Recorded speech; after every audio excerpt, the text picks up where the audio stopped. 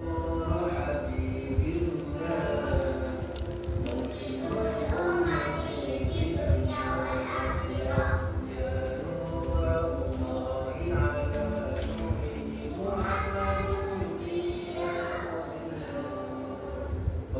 Assalamualaikum warahmatullahi wabarakatuh. Waalaikumsalam warahmatullahi wabarakatuh. Okey, hari ini kita bersama Tuan Guru Syekh Dia Syamsuddin bin Haji Ismail dari Pondok Darul Kifalah. Hari ini kita nak bersama santai je mengenai isu rumah tangga yang panas sekarang ni. Okey. Jadi kami para perawat di Pondok Darul Kifalah ingin soal jawablah dengan Tuan Guru mengenai isu ini. Okey, terima kasih Tuan Guru kerana hadir hari ini. Boleh Tuan Guru memperkenalkan diri Tuan Guru sikit? Baik, terima kasih kepada Ustaz Habib Firdaus. Alhamdulillah. Assalamualaikum warahmatullahi wabarakatuh. Hari ini hari Ahad, hari santai-santai, saya berada di Pusat Rawatan Darul Kifalah Warisan Tradisional Puncak Alam. Ya, Okey. Bersama saya Ustaz Habib Firdaus Muni, perawat di sini yang memanggil, yang menjemput saya untuk sembang santai bersama dengan pengurus Pusat Rawatan Encik Syarul, mewakili pemilik Puan Shima, beserta Ustaz Nazim dan juga Ustaz Firdaus Nordin. Terima kasih banyaklah kerana sudi nak dengar sembang-sembang daripada saya. Saya Syamsuddin bin Ismail dari Pondok Darul Kifalah, merupakan pengasas kepada jemaah Pondok Darul Kifalah dan juga Persatuan Perawat Melayu Islam Malaysia. Jadi saya membawa jemaah-jemaah dalam Pondok Darul Kifalah dalam bidang persilatan dan juga perubatan tradisional Melayu. Okey, tanpa melengah lagi, saya akan terus bertanyakan soalan kepada Tuan Guru. Okey, yang pertama, kenapa ramai pasangan bercinta bila diorang nak berkahwin, diorang dah nak start tunang, dalam tempoh bertunang, fasa bertunang, diorang jadi tawar hati, jadi panas antara satu sama lain, jadi benci, sampai nak buat keputusan untuk putuskan tali pertunangan tersebut. Boleh Tuan Guru dah sikit? Sikit kan? Sikit saja. Ya, ini antara satu soalan yang berat, walaupun nampak sikit saja nak mengulas. Satu soalan yang melibatkan normalisasi hubungan manusia antara seorang lelaki dan seorang perempuan. Hubungan permulaan dalam sebuah pembinaan keluarga kecil atau rumah tangga.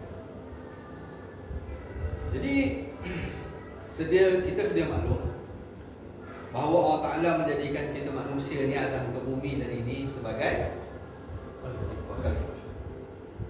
Daripada permulaan diciptakan Nabi Adam AS, telah berlaku konflik ataupun krisis antara manusia dengan jin, dengan Syaitan, iblis.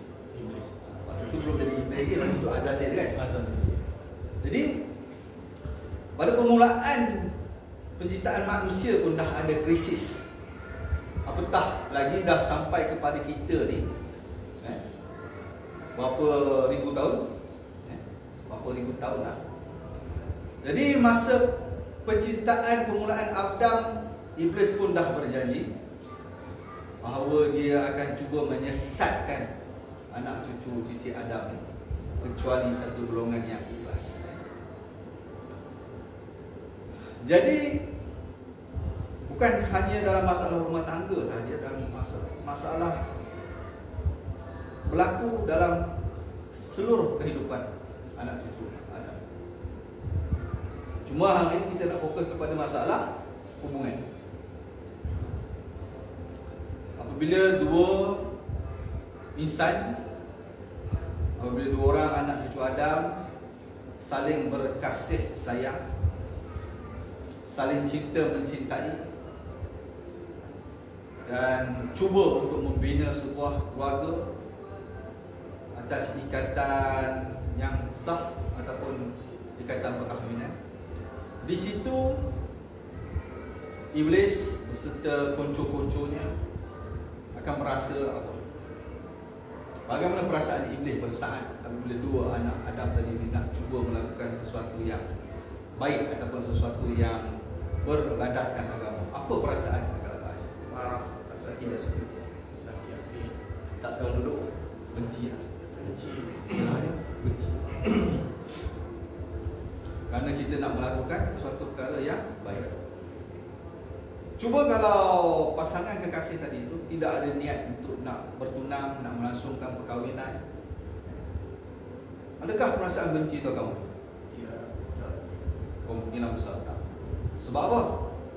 Sebab masing-masing berhubung ataupun masing-masing hidup berlandaskan nafsu semata-mata.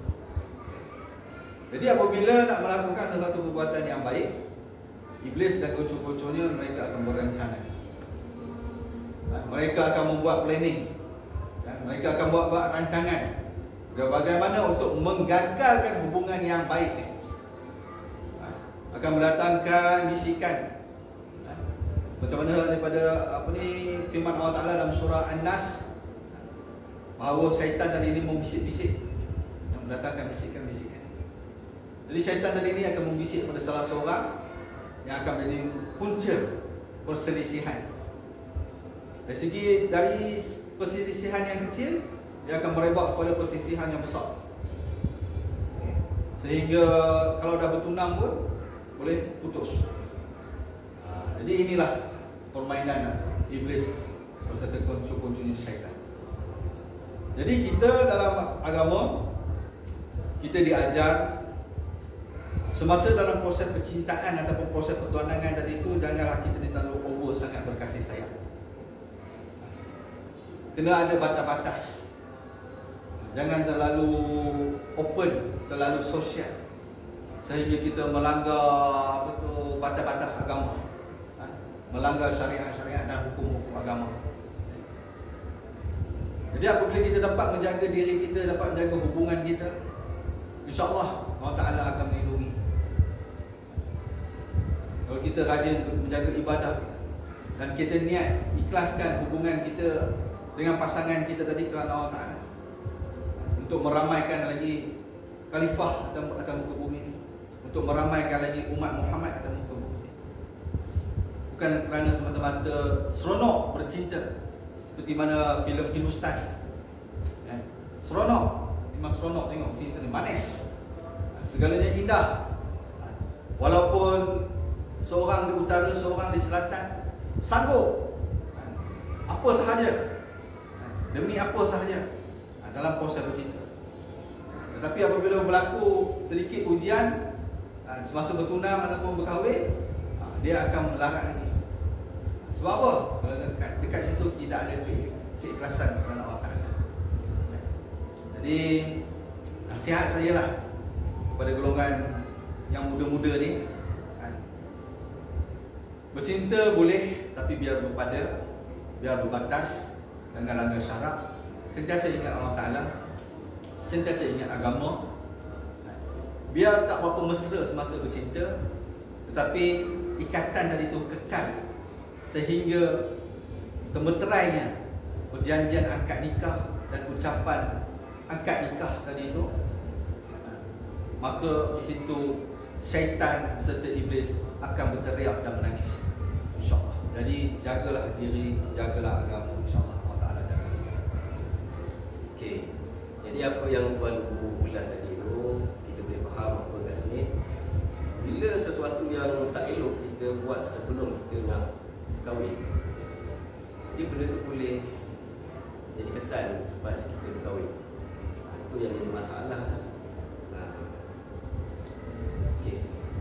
Jadi untuk soalan kedua, okey, pasangan yang sebelum berkahwin, mereka sihat, tak ada apa-apa masalah, selepas saya berkahwin, ada salah seorang daripada pasangan dah, suami atau isteri, tiba-tiba sakit, kerap sakit.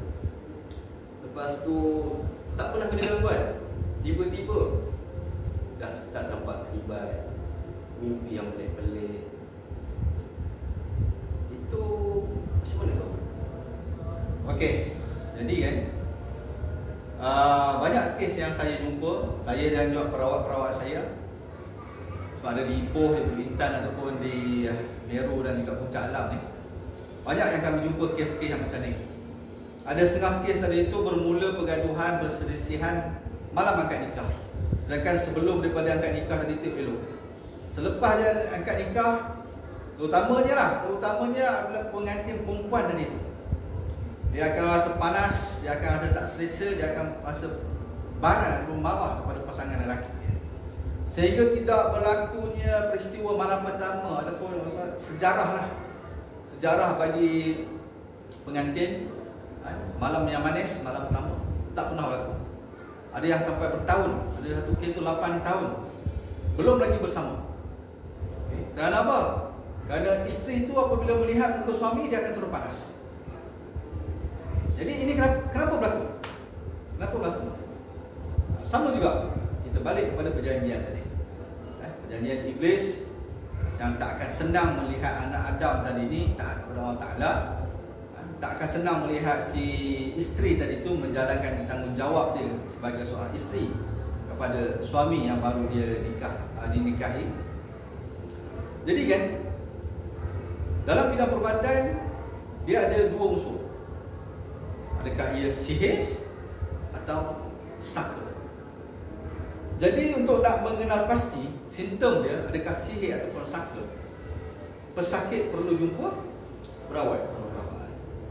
Jadi keluarga pesakit dan juga pesakit